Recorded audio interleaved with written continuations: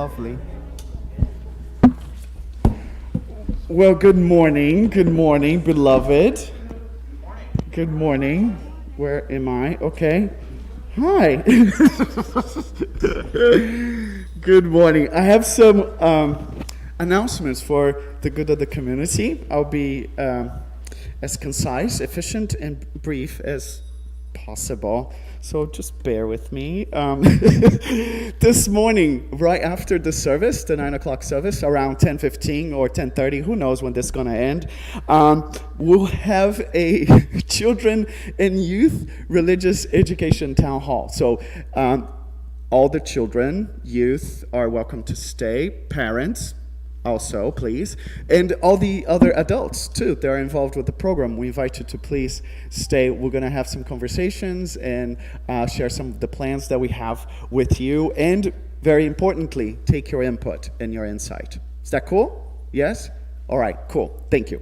On January 23rd, we're going to be welcoming new members to our congregation. So if you're thinking about it, there's still time. Let me know. We'll talk about it. I had 3 dates on the calendar, so it was, recorded with some members that are planning to go steady with us. So let me know if you're falling in love with us. Maybe for a second time, who knows? Okay, opportunities to serve.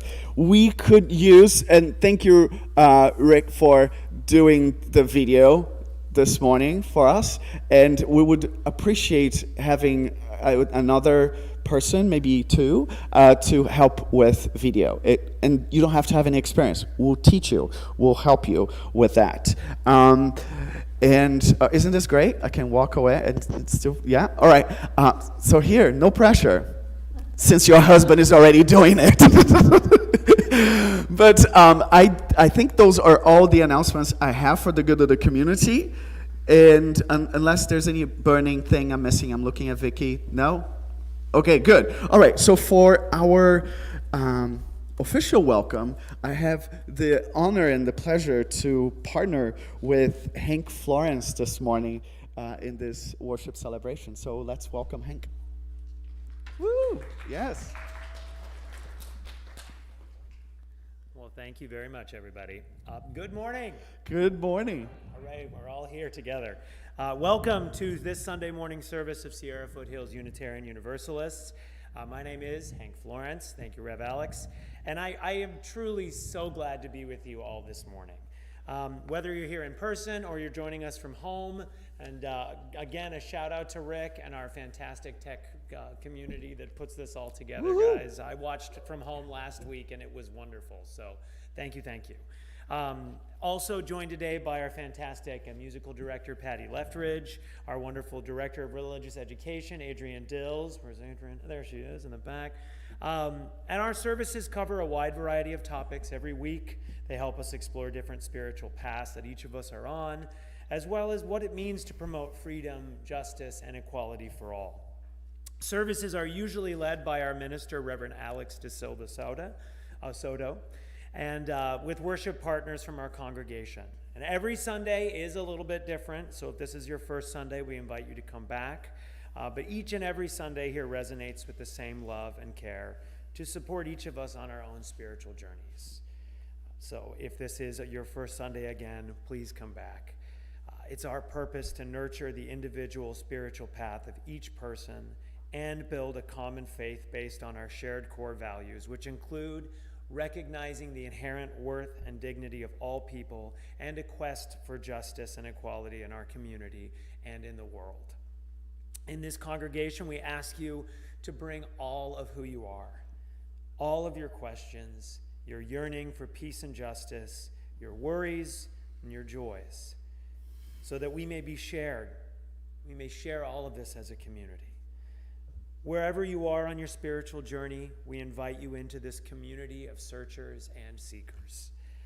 And now we ask you, as we begin, to please take your cell phones and silence them so that we may be fully present in this time and place. Let us worship together. Thank you, Hank. And we also have the delight to have Ann White joining us in the worship team this morning. And Sam and Milo, is it both of you? Yeah. Lighting the chalice, being the official lighter, as Anne leads us in these opening words.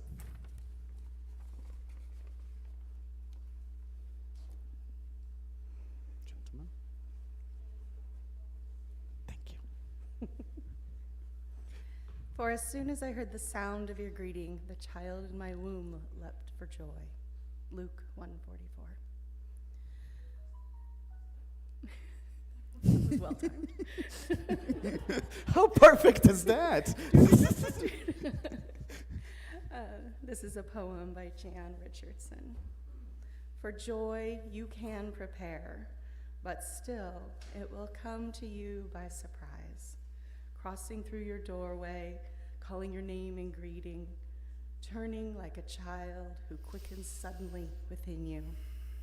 It will astonish you how wide your heart will open in welcome for the joy that finds you so ready and yet still so unprepared.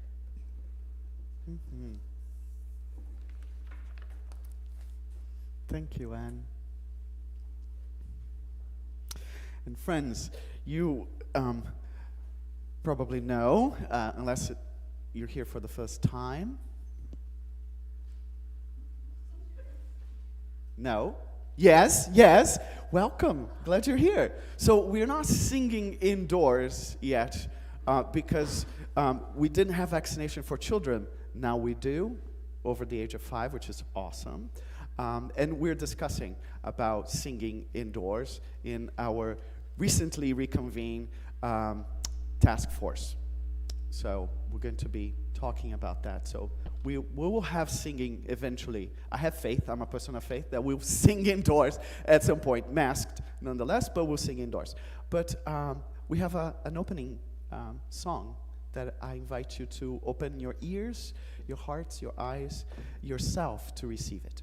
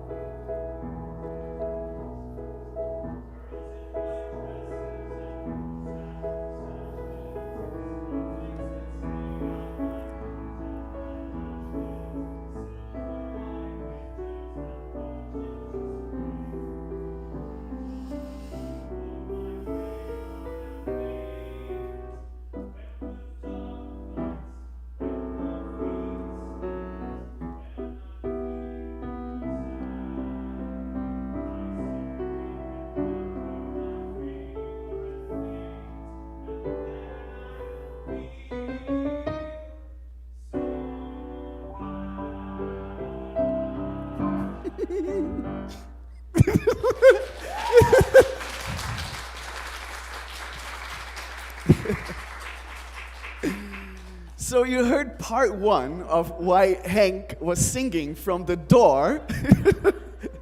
But there's something that dawned on me, and I shared with Hank, that it really aligns with the theme for today, which is happiness and joy. We're going to reflect on that.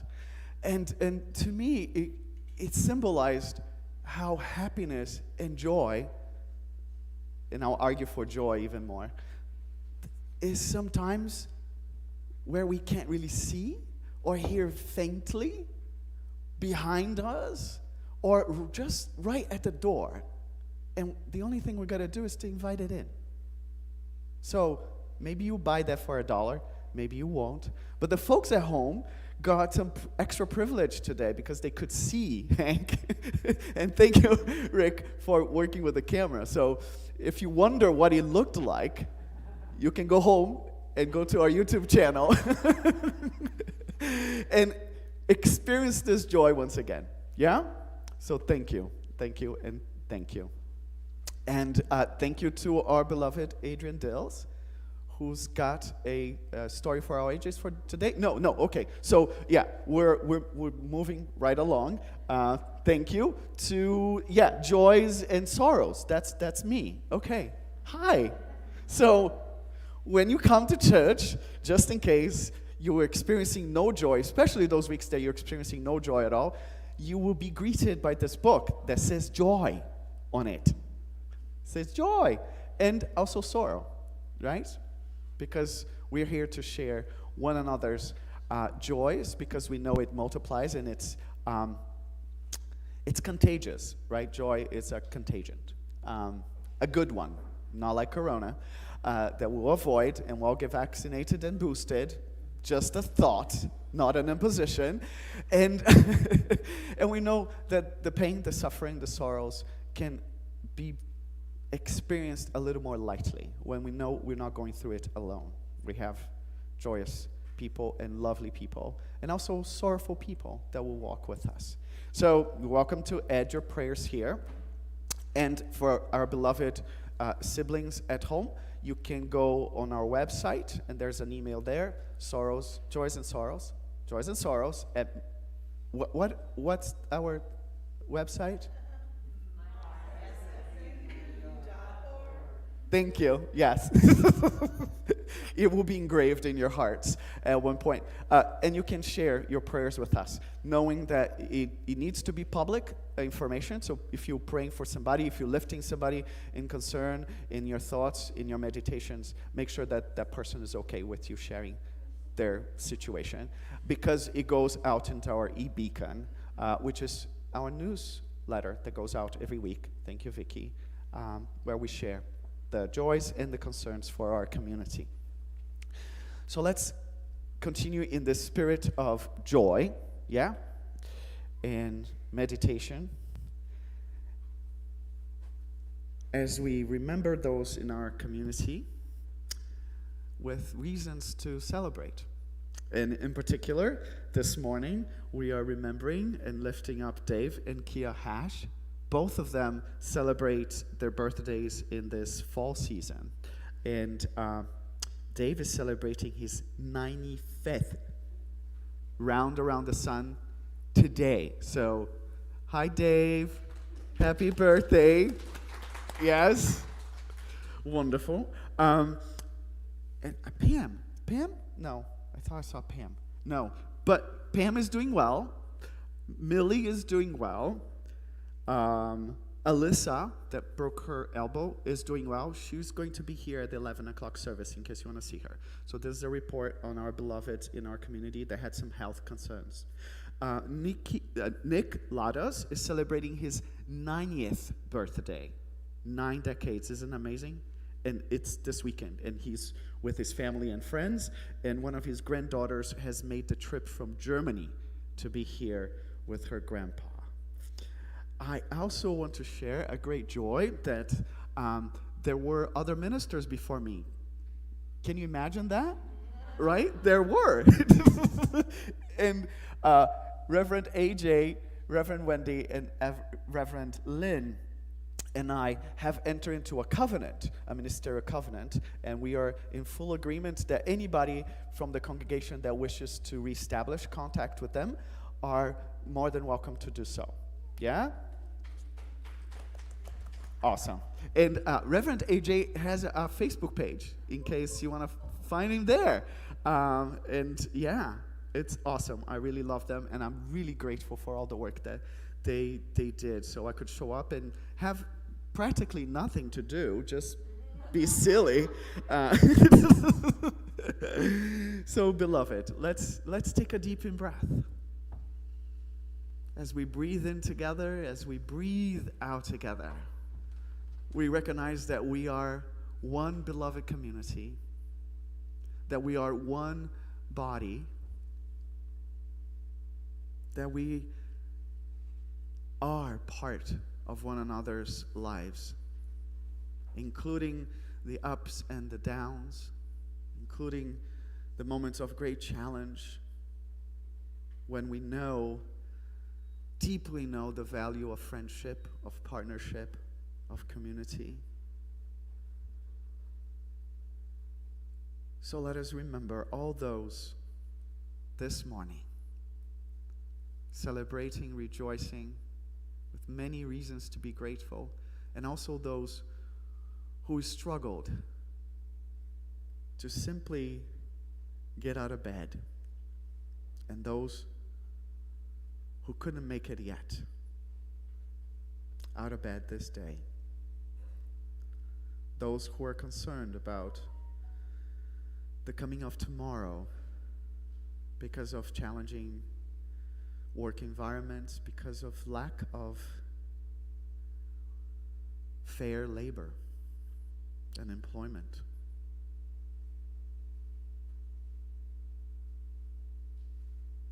Let's remember all of those that struggle during the season of shorter days, and those who struggle with the idea of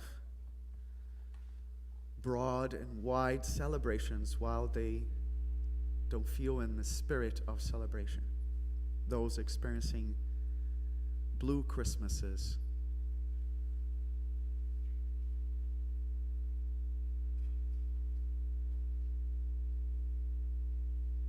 And we breathe in together once more. And we breathe out in our commitment to be there with and for one another. Blessed be. Blessed be. Thank you. Yeah, awesome. And we'll continue receiving the blessing of music.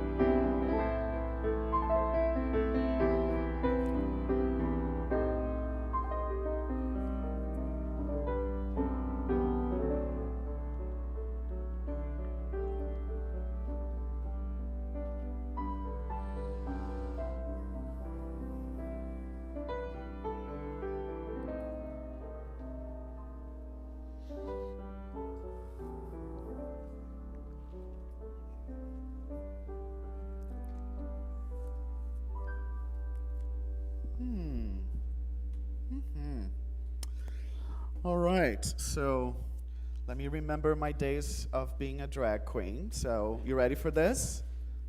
A big review. Well, thank you. But since I'm a reverend, let me put on my stole so it reminds you that I'm a reverend, and very reverent at that. I joke a little bit, and let me point to my papal shoes over there. Red as they are. Thank you in case you missed it. Don't miss a thing. It's a special thing, right? So thank you. Well, but the theme for this morning, once again, in case you missed it, it's happiness and joy, and things that may bring you happiness and joy. But is there a distinction between happiness and joy? Because oftentimes, in my experience, I hear people using it interchangeably. Did I get that right? Yeah. Interchangeably. And it can be a little bit confusing, I think, because both philosophically, theoretically, and I'll talk about some theorists here, and theologically, there is a distinction. You all right? So this is the question. So let's look at the definition of joy in the Merriam-Webster dictionary. The term happiness is used in the context of mental or emotional states, including positive or pleasant emotions ranging from contentment to intense joy. And here the words from Gautama Buddha, the historical Buddha, also known as Siddhartha Gautama, right? Here's what he had to say. When the mind is pure, joy follows like a shadow that never leaves. When the mind is pure, joy follows like a shadow that never leaves. And now here's from my systematic theology professor, Mr. Miroslav Volf, a very renowned scholar. And this is what he had to say. Blessings. Joy is the emotional dimension of the good life, of a life that is both going well and is being lived well. Should I read that again? Maybe? Okay. Yeah. Because I'm going to disagree with them. So let me read it again. Joy is the emotional dimension of the good life, of a life that is both going well and is being lived well. Yeah.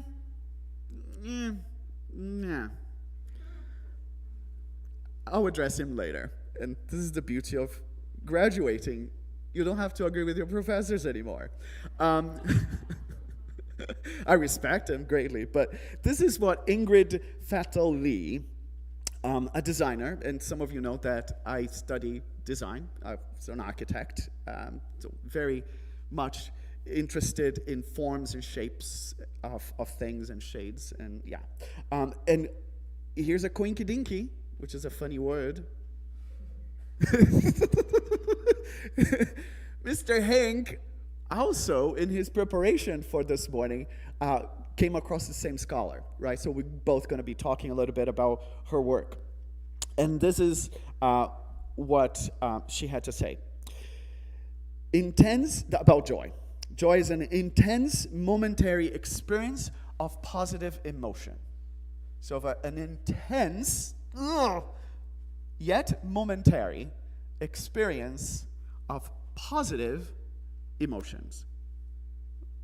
I'm intrigued, so let's dig in a little deeper. So Ingrid Fattel-Lee, she has taken on the study of joy, and she traveled around the world. She's written a book. She wrote the book Joyful, The Surprising Power of Ordinary Things to Create Extraordinary Happiness. I feel like I need to repeat everything I say because it's so long.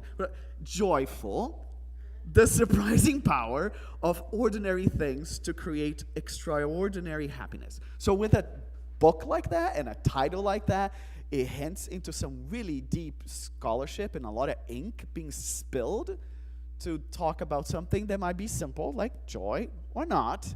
However, she caught the attention of many folks interested not only in design, but the study and the psychology of happiness and joy. And she delved into the definition and understanding, both from psychological and anthropological understandings of happiness and joys. So much that she has a TED Talk. So for you all that enjoy TED Talks, here's the title of her TED Talk: Where Joy Hides and How to Find It. So if you lose your joy, she might be able to help you because she knows where it hides and how you can find it. But through her work, she found out, or she postulates and asserts, that joy hides in colorful objects and abundant number of objects, round objects, and elevating objects. Yes? A little bit different from the last message I remember about consumerism and things and accumulating. So she's postulating that colorful things, hence my outfit today.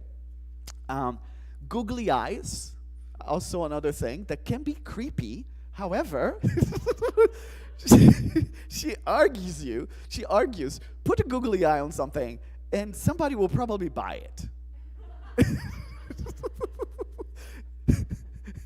And she has gone into this fantastical hotel in Japan that has every color of the rainbow, plus some new colors they created, and round shapes. I mean, the building is filled with round shapes and colorful, which to me sounds like a nightmare, to be very honest, and a place where you would go not to sleep. I mean, yeah. But here's a very important question that she poses, and I'm also interested, and I offer to you. Are there universally joy-generating things? Are there? Her answer, you just heard, right? But here's the question. Are there universally generating joy things in life?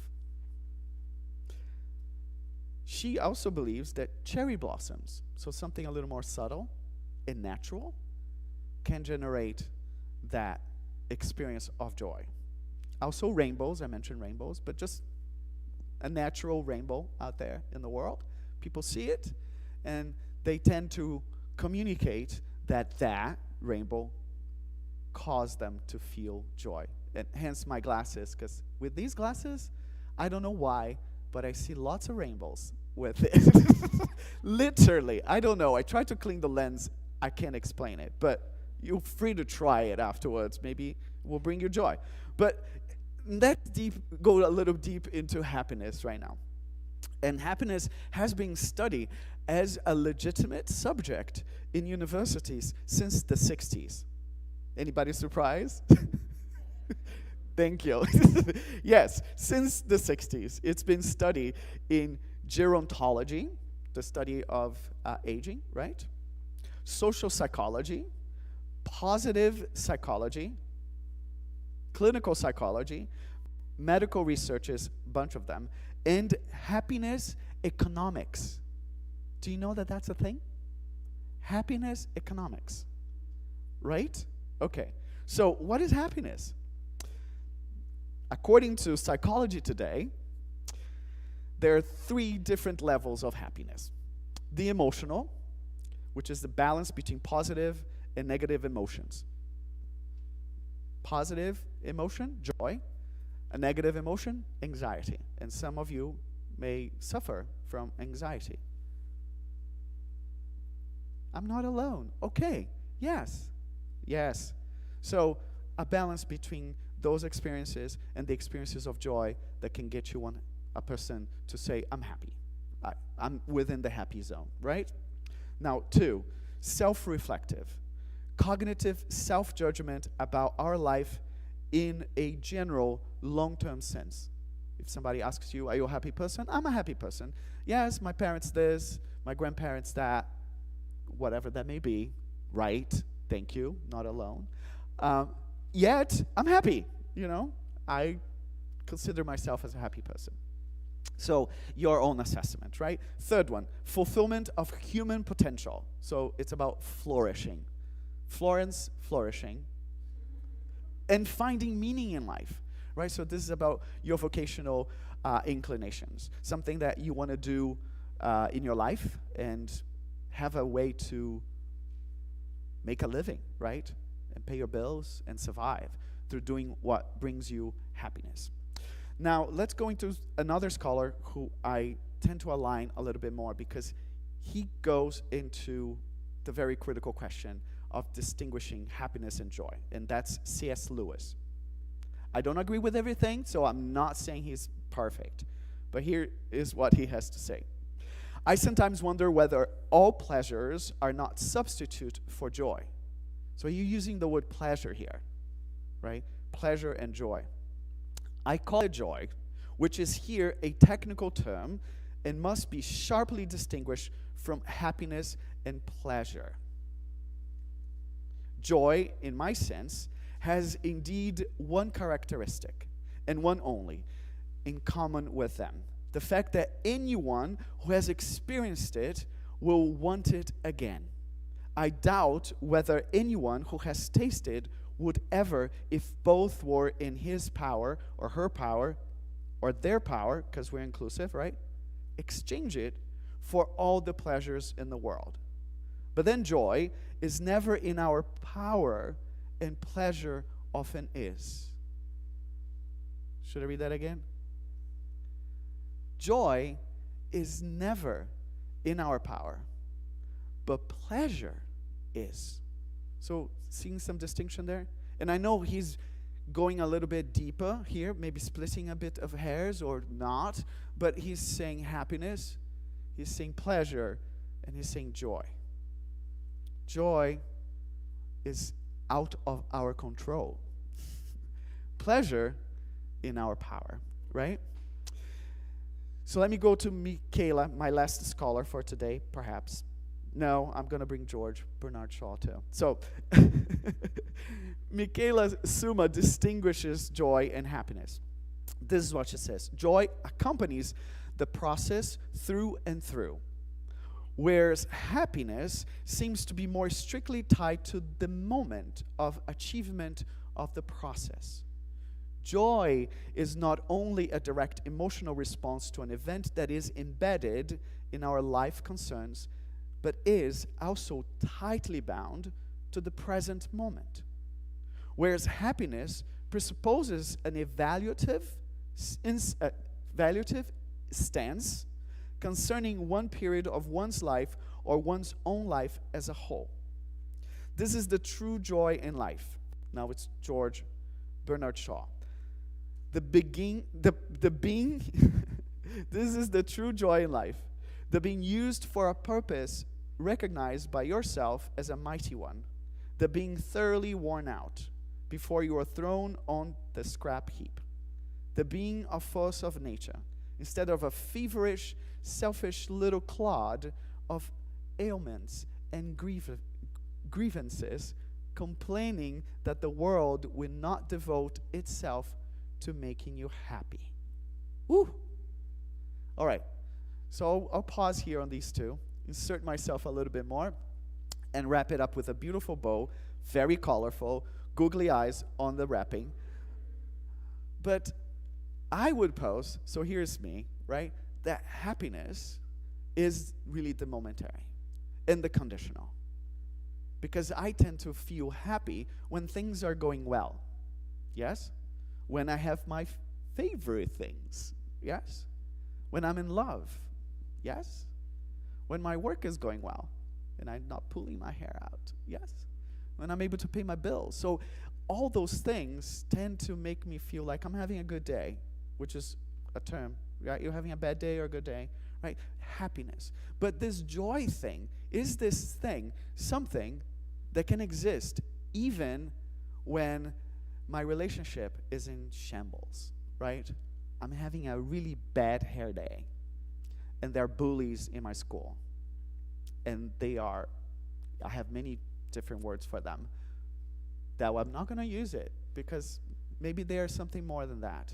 And most importantly, why is my joy dependent on them being nice, being at least decent and respectful and good friends, right? So can I keep that instead of allowing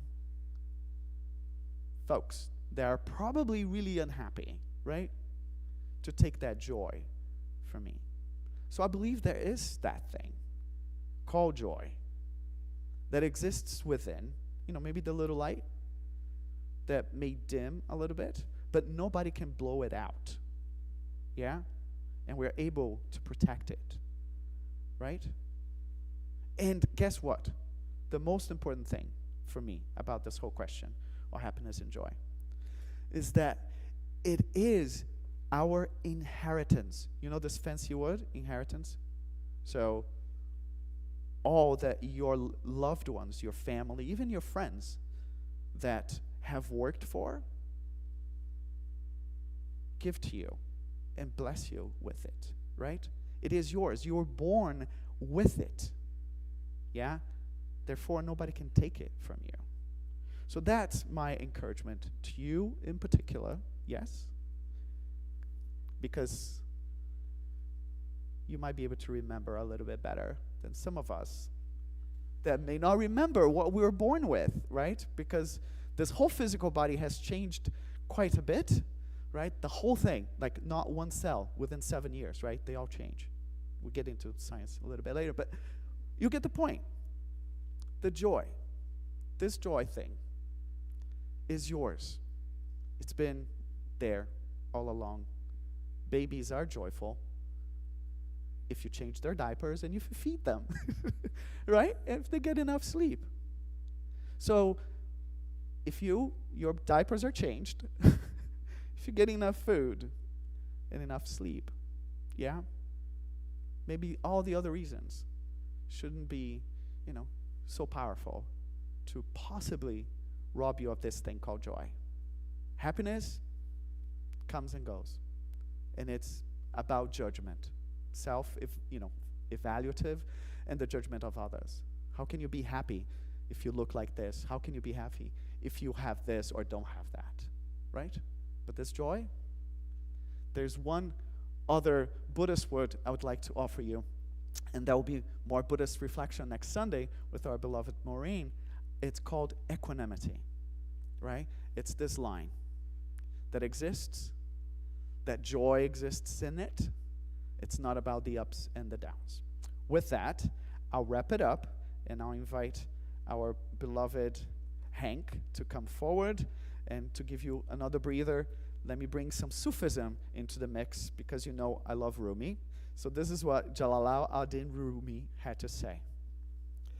If you knew yourself for even one moment, if you could just glimpse your most beautiful face, maybe you wouldn't slumber so deeply in the house of clay.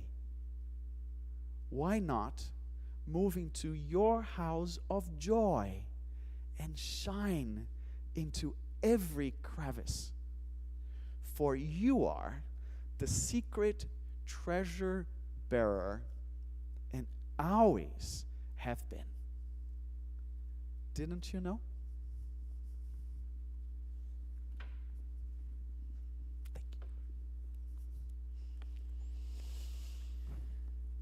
Thank you, Reverend Alex. Joy. It's an interesting thing to think about. And when Reverend Alex at first spoke to me a few weeks ago about the topic and what we'd be talking about today, it took me about a week to sort of ruminate and think about the conflicted nature of joy that I feel in my life at times. I'll just start out by saying that I think of myself as a very joyful person.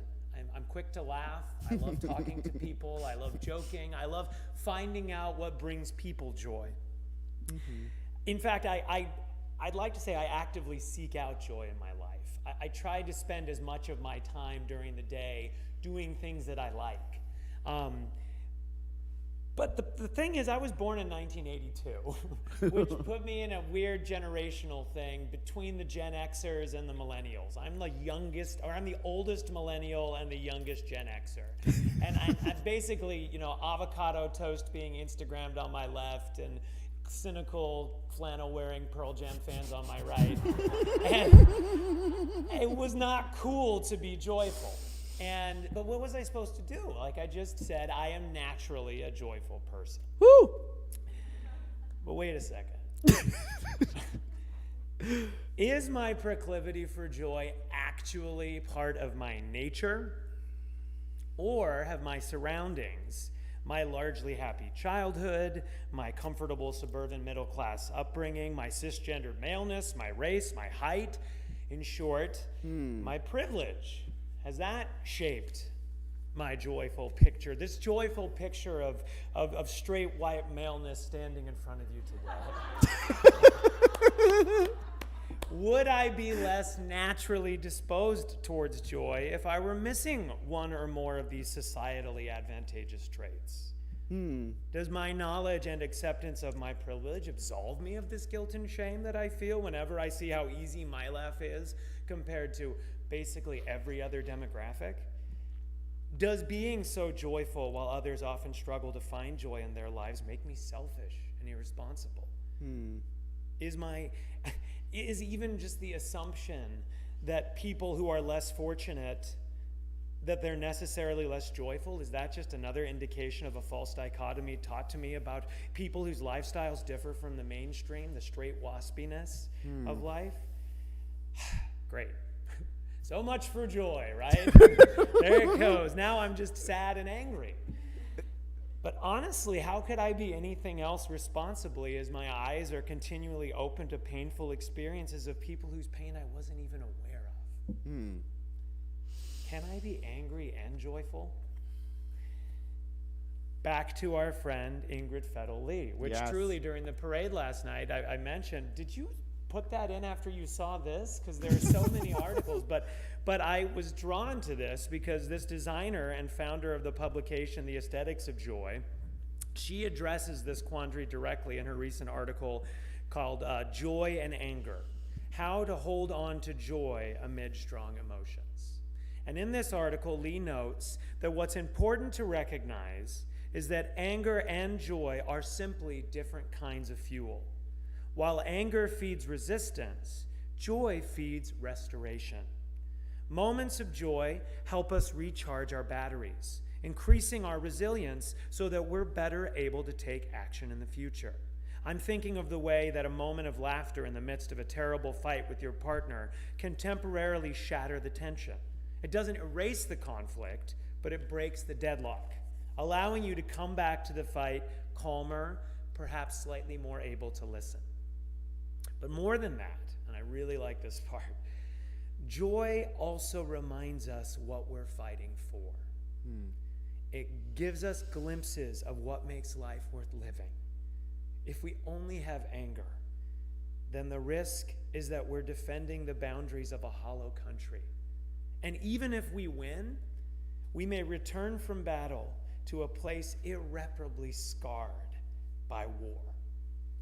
But if we make space for joy alongside our fury, then we're cultivating a deep well of power. There can be joy in the fight, but perhaps there must be fight in our joy as well. As we go forth, may we carry the flame of peace with justice and love. Look at us, putting some joy in our fight, right? Putting some fight in our joy. It seems like this change might be onto something. Anyway, going back to the quote, Lee points out that joy gives us glimpses of what makes life worth living. That's important. It's not that it gives you permission to ignore the suffering of others, but it's a reminder that joy in and of itself is not a selfish act. Denying oneself joy, even when coming from a desire to create equity, can leave us immobilized by anger, guilt, and shame. It seems that we may end up unable to help or even positively interact with others when our lives are not tempered with some degree of action-inspiring joy. And look, I see the truth in this, but even believing that and truly seeing it in others, if I'm honest with you, my position on the upside of our world's staggering equity gap is never far from my awareness. And as I sit with these prickly emotions longer and longer, I've come to believe more and more that every person with any modicum of power or privilege should be ashamed of that injustice. Shame is a dangerous, tricky, loaded word, but let me just further clarify that there's another article that I really liked, an op-ed piece that was ironically titled, "How Can I Cure My White Guilt?" And when I saw the headline, I was like, oh, perfect. But in it, the staff writer, Cheryl Strayed, notes that, like I was just talking about, that the shame of injustice is different than being ashamed of being white or straight, male, etc. You don't have to relinquish your heritage to be an ally to marginalized individuals. You have to relinquish your privilege. And part of learning how to do that is accepting that feelings of shame, anger, and the sense that sometimes people are perceiving you in ways that you don't believe are accurate or fair. That's part of the process that you and I and all white people must endure in order to dismantle a toxic system that has perpetuated white supremacy for centuries. That in fact, those painful feelings, those sensitive, discomfort, uncomfortable, prickly feelings, those are not problems to be solved or really wounds to be tended to. Racism and injustice are. My personal religious heritage comes with a devastating laundry list of racism and injustice.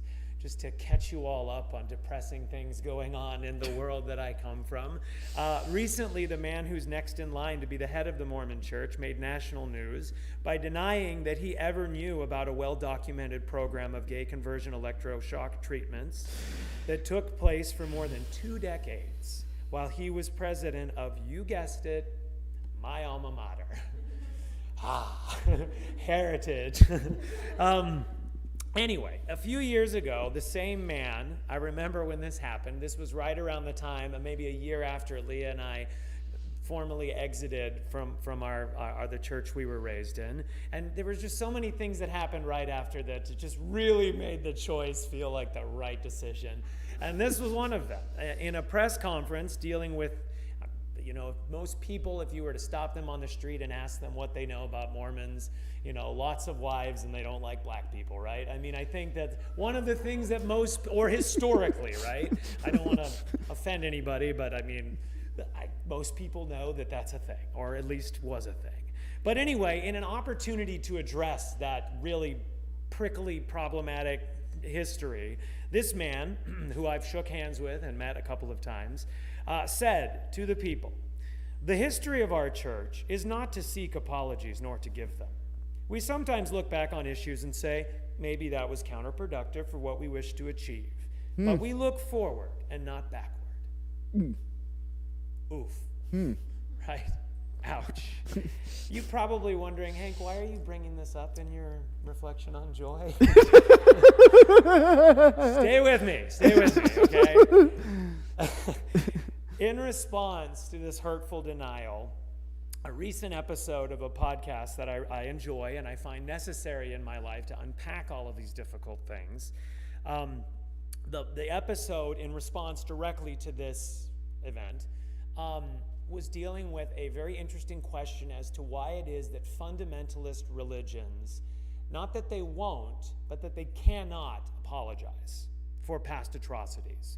And at one point, the host of this episode, who is a gay liberal Mormon father of a transgender daughter, it's an interesting combination of words in a sentence, right? I'll say that one more time.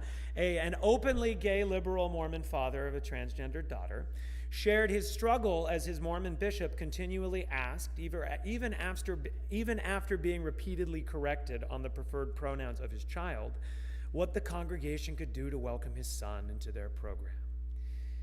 Needless to say, this father quickly realized that although he had been able to carve out a liberal niche for himself in this congregation, he could not guarantee the same safety for his daughter.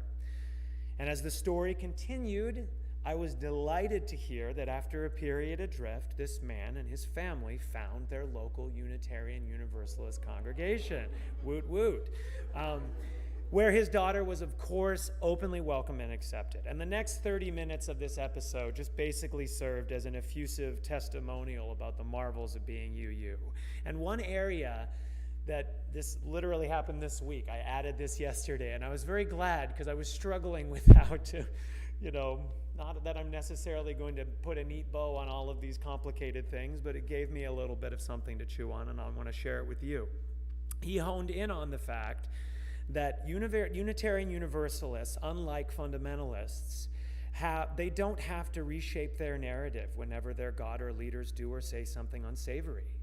UUs are able to apologize because we aren't governed by our infallible leaders or deities. We are governed by our 7 principles. And if an action or comment from a member or leader does not align with those principles, we aren't left to do mental gymnastics to figure out why those actions or words aren't really that bad if you think about it. We have a structure that allows for and even models sincere apologies marked with restorative action. And although I have certainly felt that, and we've felt that in our family and talked about it in our time here, almost 4 years now at SFUU, hearing this young woman's story articulated in this way, juxtaposed with where we come from, really highlighted why time spent with all of you brings me joy. As we all work together with our different strengths and quirky personalities and backgrounds, we don't reshape our narratives to reinforce why we're right and everyone else is wrong. We live with our difficult realities and complexities. And we've inherited these. No one, privileged or marginalized, chooses their heritage. But we're here today because we choose to be. We're not content with the way things are in the world. We hope for a future filled with joy for the interdependent web of all existence of which we are a part. We are prepared to apologize, learn, and change. And walking this path with all of you brings me great, great joy. Blessed be.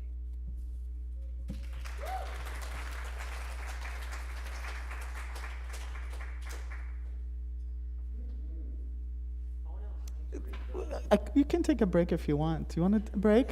Okay, yeah. Okay, we'll give you a break. Enjoy the joy you shared with us. And this is a time for practice, right? You know, it's really important. The theory, I oftentimes come with the scholars in the theory, and I love to have members of the congregation to come forward and do the show, right? This is the practice. This is what I do. And then we invite the whole congregation to practice and practice giving, right, as we receive. So at this moment, you will get an opportunity to put your faith in practice, your belief, your joy, giving out of joy, not of obligation, right, or guilt. Because we will do what we can do, and everything that we have is what you bring in. And that's enough, right? That's enough for us to do what we're called to do. And this month, we are sharing all that is given with the NorCal Resist, a group of community members organizing to build an infrastructure against immigratory oppression and empowering our communities through shared resources and support. So as you give, know that your giving is going to bring joy to those who may be undocumented and not have some privileges, but we can share our privileges and what we have. So as you prepare to give, let us receive the gift that Patty has prepared for us this morning.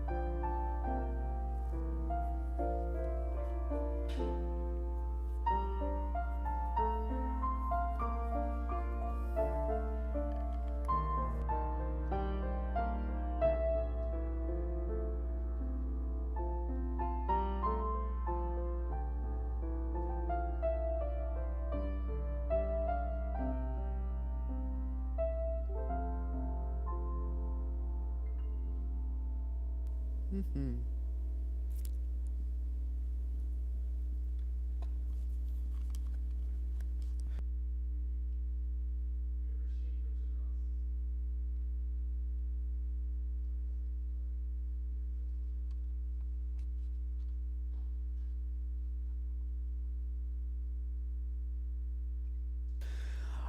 One last offering.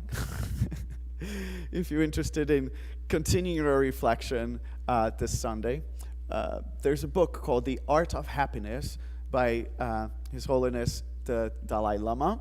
I'll have the book. You can take a look at it.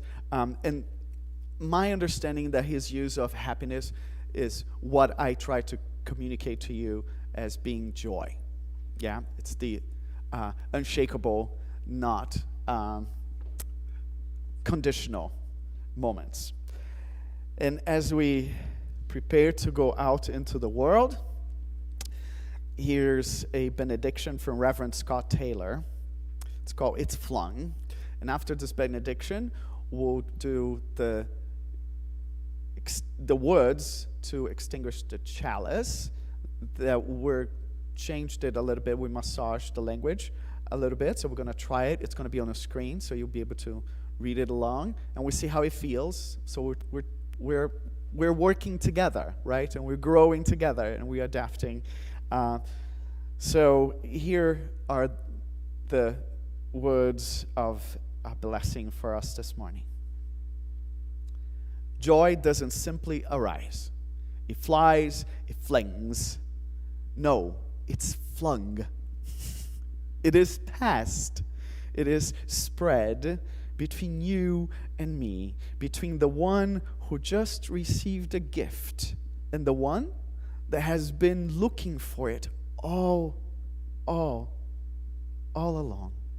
It is a beautiful and elegant contagion over which we have more control than we think, if only we share it. So let's light up the world, friends. Joy blesses us with its exuberance, so we can make that blessing grow. So for our words, our closing words of chalice, yes, there you go. So we're going to try that, yeah? So let's try that in one voice as you feel moved. As we go forth, may we carry the flame of love with peace and justice until we meet again. Blessed be. Blessed be. And give us your feedback if this resonated with you, felt a little easier to say, and most importantly, what we're definitely doing, right? Walking the talk. And in that spirit, you're invited to walk outside with us, because you get a chance to sing that lovely song. Yes? All right. Thank you. That was brilliant. You too. Brilliant.